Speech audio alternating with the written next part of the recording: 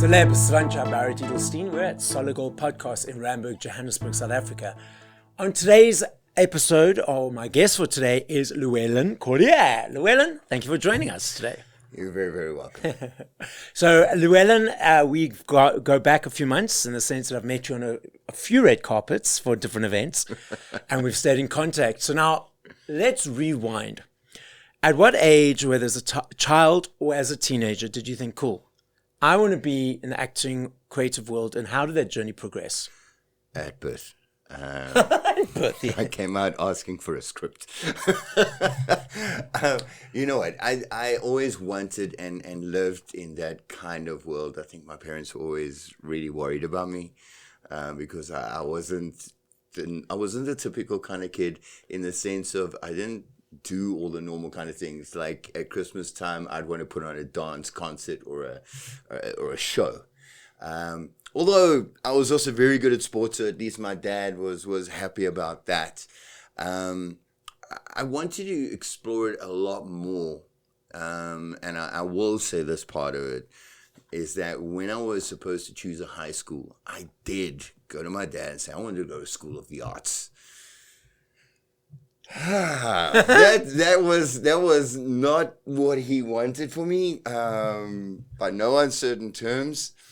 He's very old school, so he thought that if I went to that school, it would change my sexual orientation. I was like, you don't know me, because nothing would change that. So I didn't end up going to that, but at school I always participated in the school plays, much to my friends' teasing and ridiculing. I'd always go along the side, so I'd go to rugby practice, and then I got to leave early. They didn't know I was going to rehearsals for the play that I was in, and only on the night when the play came out did they know that I was in it.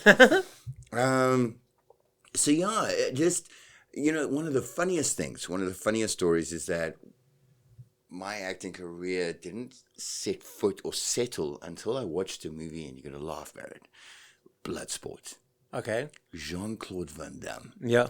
That was like, this is what I want to do. This is what I want to. So yeah, that from that age, I wanted to do it.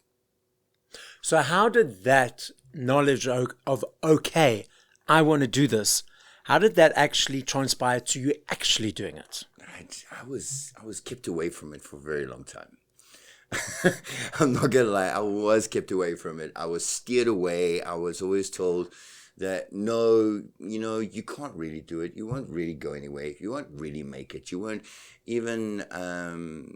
In my first marriage, I was watching a on-stage production of Rocky Horror. I was like, I want to do this, and she looked at me and she said, "No, like you're just too old. You don't." And I wasn't that old then. I wasn't even that old. You just wouldn't. Subsequently, we got divorced. A lot had to do with my choices in life, and it just wasn't on par. So we kind of grew apart. Funny enough, soon after my divorce, I got the role of Rocky in the Rocky Horror. Matthew Stewartson, bless his soul, he was still around. He was co-directing with Bronwyn Evans. And I walked in. I wanted to audition for Brad.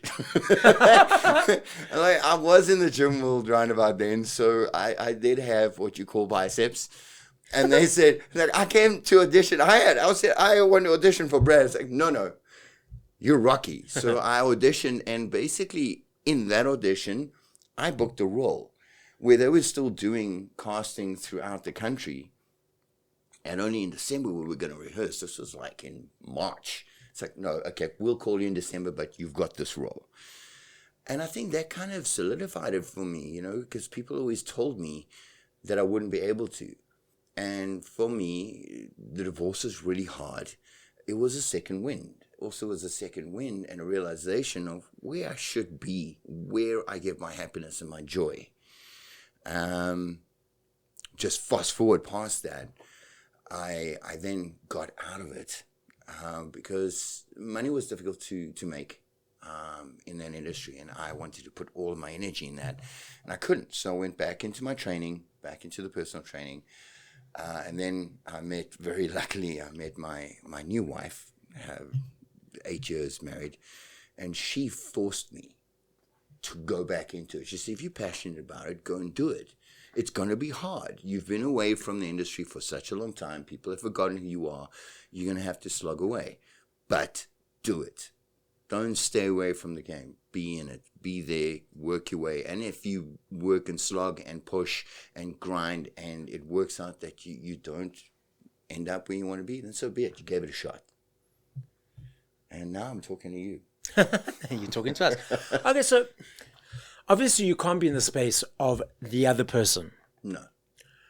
Why do you feel, and this is a question to you, might be a rhetorical one, but why do you feel there's that projection of other people onto people who want to be in the arts, whether it's acting, performing, singing, to say, no, they can't do it, they won't be successful? Why do they project that? Why do you feel, from your experience, and maybe it will help others? I feel like they're trying to help you.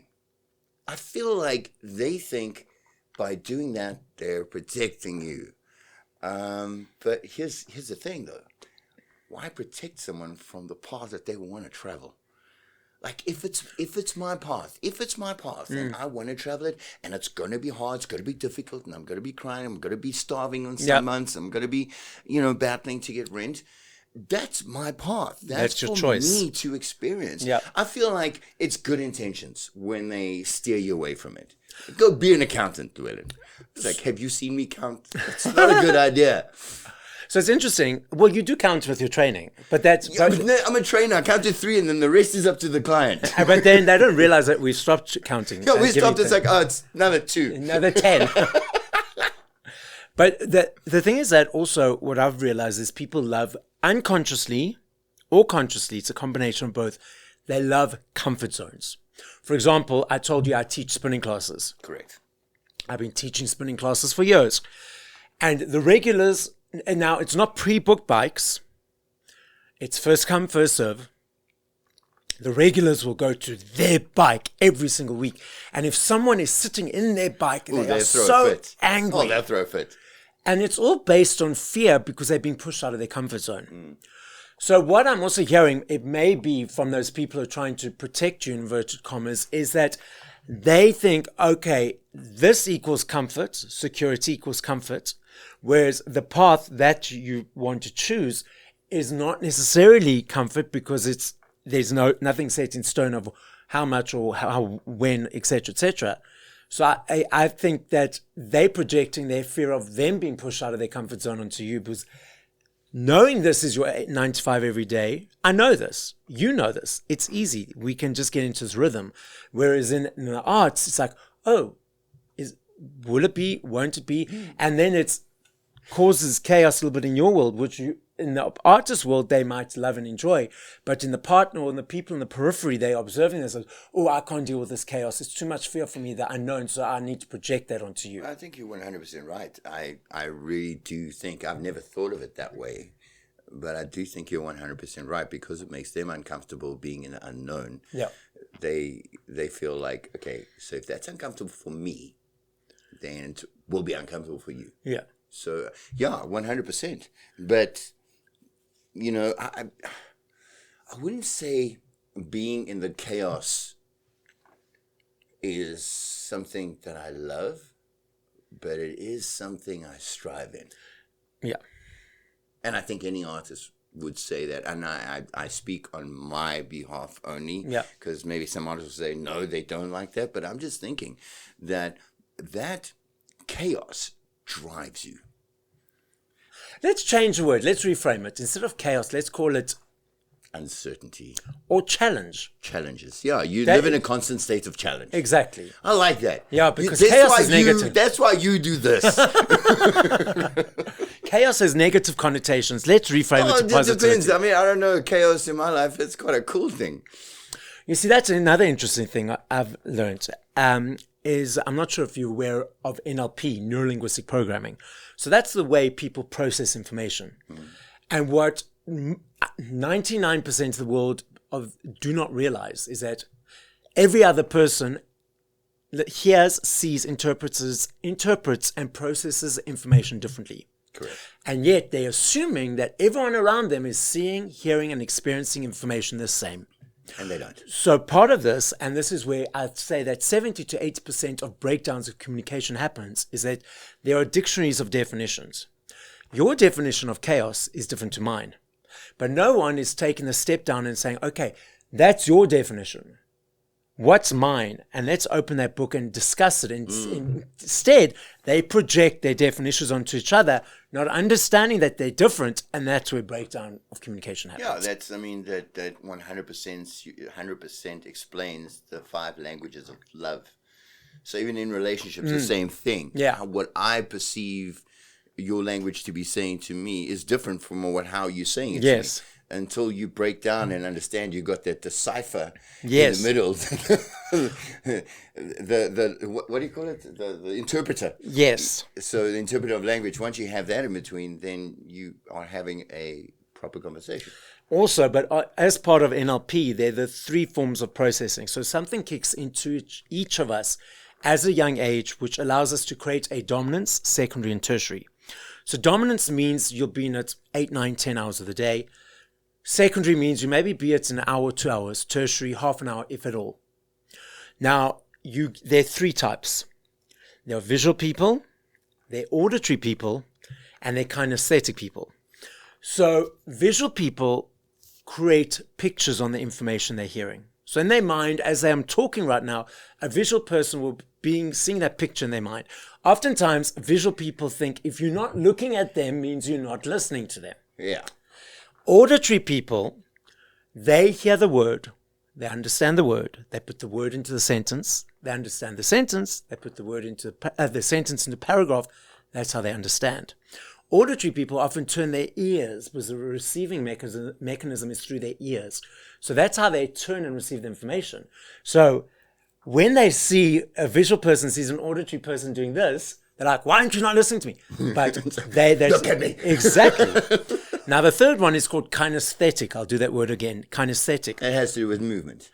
Energy, tone of voice, emotion, body language. Correct. So in the relationships, a visual person likes to send notes, give presents, have tangible things that they can see. Whereas an auditory person is about the words, I love you. Whereas with the kinesthetic person is about the affection, hugging, holding hands. Yes. So if a visual person keeps giving an auditory person presents, and the auditory person does, and the visual person never says, I love you, the auditory person could misconstrue it and think, well, why doesn't this person love me? Because I'm not hearing the words. Yeah. Unless you understand exactly where it's Exactly.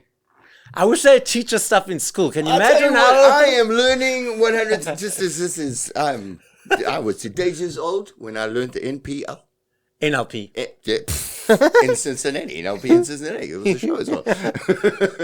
So I wish they'd teach us stuff at school. Can you imagine how amazing or different the world would be if they Actually, taught this you know stuff? what? It makes sense instead of some of the stuff that are teaching at school, which you won't get into. But that Exactly. that would be a breakthrough if you could, because communication then would hit new levels where we actually will be communicating with each other instead of speaking at one another. Exactly. Okay, let's dive back into the acting. Okay, let's dive back. What do you enjoy about acting? It's, I can't, it's a very good question because I've thought about it many times and I can't put it down to one thing.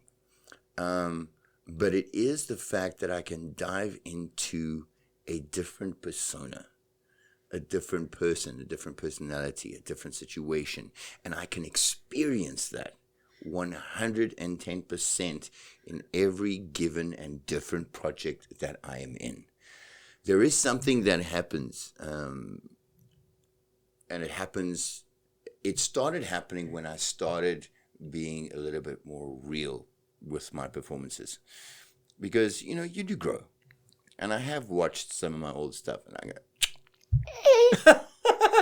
Yes. so we don't watch that one again, okay? but as it's gone on, and as I've learned, I learned from some of the most amazing actors in this country. Like, and one I'm going to mention is Zolisa Aluva.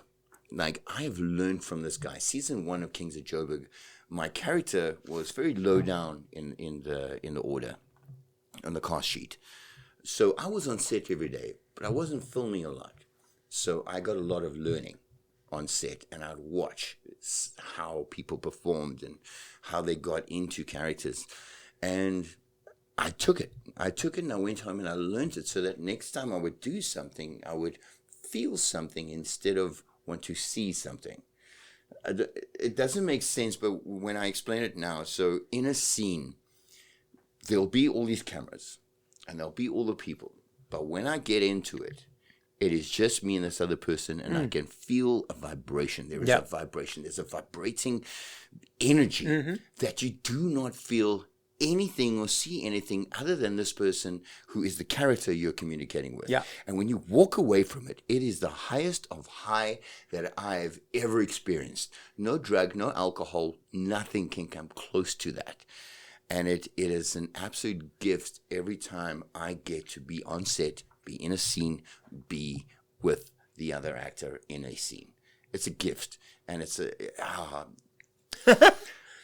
Baron, I literally cannot explain it. I'll walk away and people will go, like, William, you're smiling so hard. It's like, you have no idea how good this feels. Yeah.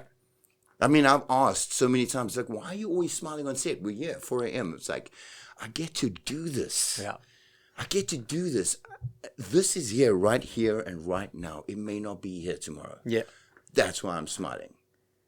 Yeah, we may be in the horrible conditions, maybe raining, maybe freezing, maybe boiling hot, we may be stuck in a tent and it's 50 degrees, but we're getting to do this. And also, I'm getting to do something that I was told I would never be able to do. Yeah, I love that. Now, when you are observing, the other actors in that, so just rewinding. So when I started Celeb Savant, I had numerous people say to me, okay, I need to watch others, see how they're doing it, other successful people, and emulate them. I'm the type of person that if I did that, I would try and copy ABC, and I would try and take on what they were doing, and it would no longer be Barrett. It would be Barrett imitating that person. 100%. So when you were learning from these people, did you go away and think, okay, I'm the type of person that will take this, this, and this, and this, and allow it to become Llewellyn's? How did you separate it becoming you imitating compared to it you creating? So that is actually also a very good question, because I go back and I say, okay, they did this in that situation. Now, knowing my character, because that's the other thing that I've done is, like, when I get a character, I go through the whole process of knowing my character. When was he born? What are his traits? Does he have any idiosyncrasies? Is he OCD? Is he, he's an Aries? Is he a Libra? Is he a Sagittarius? Is he a Scorpio? Hey, I'm meant to play one or two of those. And then I would take it and see how it fits and sits with me, not trying to be them, because I don't want to be anybody else. Yeah. I see how it affected them, how they portrayed it, how they felt with it, and what decisions they made in that moment. So then I would take it, put myself in the same situation, and feel how I would do it differently. A very good case in point. I do a lot of my self-tapes with a very good actor. His name's Clayton Boyd. Clayton's done a lot of international stuff. Now, we'll do self-tapes with each other. The first time I ever did it, I was very self-conscious because I consider him a mentor. Yeah. And when I get in front of the camera, I feel like he's judging me. But it soon wasn't that way, because we would audition for the same character, and not one of our auditions were ever the same. Yeah. I'd walk away and say, I loved what you did with the character. And he would say, yeah, I love that, but I didn't get that when you brought that out in the character. Mm-hmm. So that is a good sign for me to take back that I am embodying how I feel and how I interpret. So a lot of the things, when I see it, like I'll go and watch characters that aren't on camera. I would, like a lot of my research is watching movies, but I'll watch a character that isn't the lead, that is a side character, and I'm like, this guy is just embracing his character, his person, and he is the same in every single scene, and you want to be that. You want to make sure that your character is yours, true to however you've embodied him, whatever movements you've created for him, and keep that going throughout. What I learned is like this golden thread. Keep it along this golden thread all the way to the end. Keep on that golden thread. Don't veer off it. Stay on that path. Or you can just sit and watch humans at the coffee shop. I do that though. No, my favorite is Sandton City. Sandton City in the square with popcorn. You know where the Mandela statue is? And I have done this on so many occasions. And I've sat there and I've had a popcorn. And I've sat for about 2-3 hours. A friend of mine came and was like, what are you doing? It's like, get a box of popcorn. Watch. Come Anywhere you can go. There is drama everywhere. Okay, so human nature as kids, we were always taught to cover up. It's dirty. Taught to not love ourselves based on societal things. That can't run around naked because how can you? It's like you can't be seen in that way. So as adults, most people, when they look at themselves in the mirror, it's like they always look for the things that they don't like, the criticisms of who they are, because we were taught that from a young age. When watching yourself in the beginning, yes, it was like, but now as you've grown, how do you separate yourself when watching yourself from the observer of actually understanding the creative process compared to Llewellyn being self-critical of Llewellyn? So it's very simple. I watch with two choices. Am I believable? Am I not believable? That's it. I don't look at what I look like. I don't hear the words that are coming in my mouth. Are they well pronounced? Was my hair looking good? In that character, do I believe him or not? A lot of the time I watch now, I don't, and it's going to sound funny. It probably sound pretentious, but I don't mean it to sound that way. But I don't see myself. Okay. I don't see myself. I see the character that I was portrayed. And 1 or 2 times when I do see myself, it's like, you need to do that again.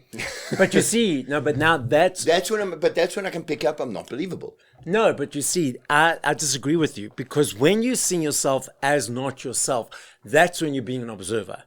When you're of the situation, you're taking yourself out of the situation and you're seeing it for its truest form. When you start picking up those other things, that's when that parrot, I call it the parrot negative brain, is kicking in of self-deprecating, of self-criticism, of self-judgment that no one else in the world would see. Do you understand what I'm saying? I do understand what you're saying, but my argument is this. When that happens, that means my performance has dropped for whatever reason. And I can hear it. Okay. And my wife is my best critique. She goes, I said, "Oh, I didn't like that. Didn't sound right." She goes, "Yeah, you're you." that was Llewellyn. That wasn't the character. Leon. That wasn't all. And it doesn't happen that often. I'm happy to report. So now it is. Do I believe you? Do I not believe you? And a lot of the time, I'm gonna say this: when the scene is done, when the episode's done, I will literally, nice job. Pat yourself on the back, which Nice is very job. important. Nice job. I'm happy. I like nice job. Do I deserve to win an Oscar? I don't really care. Nice job. Yeah. Just Like, the thing is that if you don't recognize yourself, Yeah. how will anyone ever And the recognize thing you? is, I do, because not a lot of people will give you credit. I've been around for a very long time, and I mean, I'm not talking about in the industry. I'm talking about on the world. So, and being in the limelight for quite a considerable amount of time, I receive a lot of hate mail. A lot, like on a daily basis. I'm like, oh, that's fun. Oh, that's a new one. Okay, that's good. So I'm used to receiving all of that stuff. I don't need that. That's why I will find any time that I can to self-affirm myself. Yep, you need to. And I do. It's not arrogant. No, it's not. And it's not being egotistical. No, it's not. It's being true to yourself. You do a good job, pat yourself on the back. No. No matter what field you're in, you do a good job, give yourself the credit you deserve. High five yourself, pat yourself on the back. Exactly. High five, get on with the job. No, but absolutely, because the thing is that it's that same concept. What does RuPaul say? That if you can't love yourself, how can anyone love you? Well, true. So it's the same concept. if you don't recognize yourself, how do you expect anyone ever to recognize you? And I'd forgotten it and I'd been reminded. So now every Monday in my diary, there's a note, weekly recognition. I stand up, I say, good job for the last week. Well done. It's important. Exactly. It's so important because people forget that, and they forget. I mean, it comes from a game that I played a very long time ago. Shit. I'm sorry for the swearing, but like every time I say something, it's like very long time ago. Okay. No, it's okay. You look that old, Llewellyn. Okay, stay with it. It was a workshop that I did. And the one game that we played was called the lifeboat game. Mm-hmm. And we're in a room. Okay, it's quite a hectic workshop that we did. It was over 3 days. You're kind of locked away. And the thing is, there were 5 people that get in a lifeboat. And of a group of about between 60 and 70 people. Mm. And those 5 people are in this group, and people selected them to be in it. And you sit back, it's like, why wasn't I? The instructor, the guy that said, he said, when you were choosing for people to go in the lifeboat, why didn't you choose yourself? Why didn't you? Do you not deserve to live? We don't often choose ourselves. Yeah. Why? It's the most natural thing to do. Yeah, I choose me. I choose life. Exactly. Why not? Okay, I know I'm going to get a lot of, like, yeah, you bats. No, but there's no buts. The ladies must go. No. I'm like, why not choose yourself? If you're going to bet on anybody, bet on yourself. Exactly. So that was an important lesson. I learned it way back when, and it's been something that I've carried through with me in my life. A lot of people look at me and without speaking to me and say, Llewellyn's arrogant. And they will say that, and I understand that until they get 2 minutes of conversation with me, okay? And I'll say to them, you thought I was arrogant. It's like, yes, I did. It's based on what I look like. Based on what? Because you hadn't spoken or spent 2 minutes to get to know what I'm about. It's like you took a look at me, looked at how I presented myself, how I held myself. It's like, he's arrogant. But that's the thing is that I've learned this because I've done my master Reiki course. And in Reiki, we learned that the mirror effect. If someone is allowing you to feel something like, oh, that person's arrogant, it's because they're mirroring something within you that you have not yet acknowledged about yourself. So all those people that perceive you as arrogant is because they lacking that in themselves, or they are arrogant in different situations or circumstances. Correct. I agree.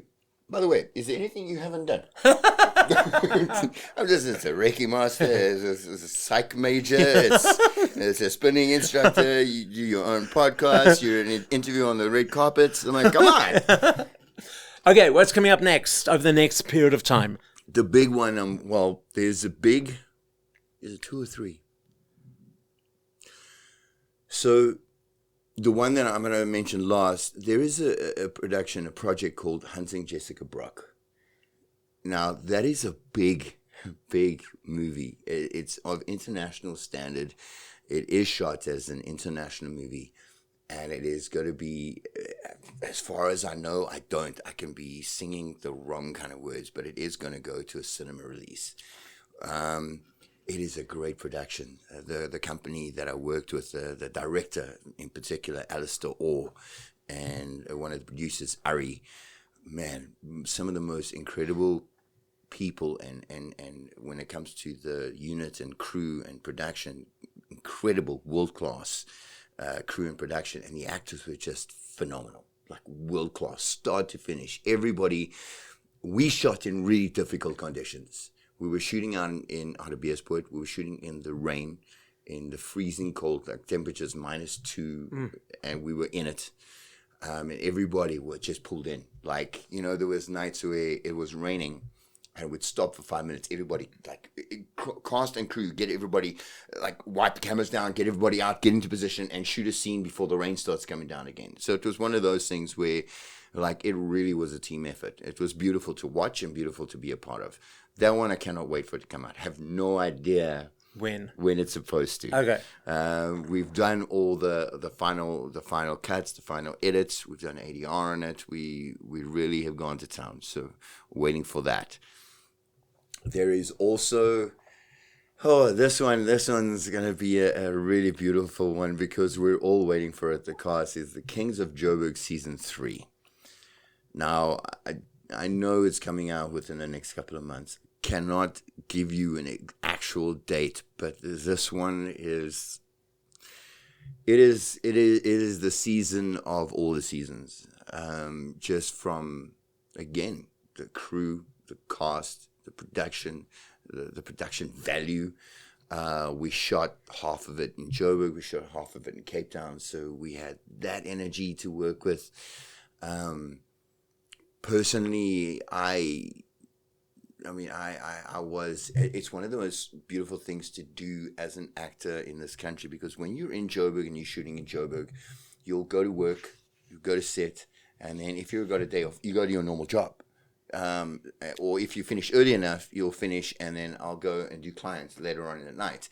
When you shot in Cape Town, it was just you and your character and your story.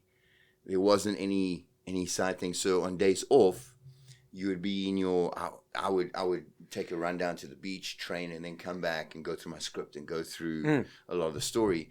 Also, because all the way the cast would, after filming, like we'd all meet in someone's room, sit out on the balcony, and we'd go through the day's filming and speak about how the scene went and where it's going to and how we were going to go into the next scene. So I feel like from that point of view, just the camaraderie and the connectivity of the cast was just on another level. Cannot wait for that. A couple of others that are coming out. I shot an indie movie, which I'm really waiting for because it was a great team. Very interesting story. It's called With the Strangers In. And there's a couple of other things coming out this year. I've just finished shooting on an international film called Sniper. So that's one of the Sniper franchise. So that was really, really cool as well. I've been blessed. I've really, really been blessed. And how many people said that you couldn't do it and wouldn't be able to do it? You know what? I must say, it probably is one of my driving forces. But more than that, I just love what I do. I mean, now even when I'm not working, if I'm not on a set or on a project, like I do feel like I need to be on something. But then I get these opportunities to work with AFTA, to work with students, to get onto a thing that isn't being paid, that you aren't making money, but you're getting to exercise your muscle. You're getting to be out there. You're getting to learn different parts of your craft. Yeah. And also going to auditions. Other actors, I don't know who sees it like this, but going to an audition is a job. It is a job. The audition is the job. You have an audience. You have a room. Yeah. You know, even if it's a self-tape, you are doing it to an audience. And you get into a room and you got your director sitting with you. And it's an audience. It's an opportunity to be and do what you do. Exactly. So, Llewellyn, the podcast is listened to throughout the world. As a final message, what would you like to say? So my final message is this. Anybody that wants to get in this game, or even if you're not in this game and you're just, wanting to know where to go with you and yourself in your life, just remember that no one has the power to tell you to do what you can or cannot do. If you've done the work, you've paid your dues, you are the only one standing in your way. Believe in yourself, back yourself, and go for what you want. The only thing that is stopping you is you. That's my message. So guys, as Llewellyn says, get out of your own way. Don't give others the power to do so. Pursue what you want to do and go for it. This is Celeb Savant, signing out.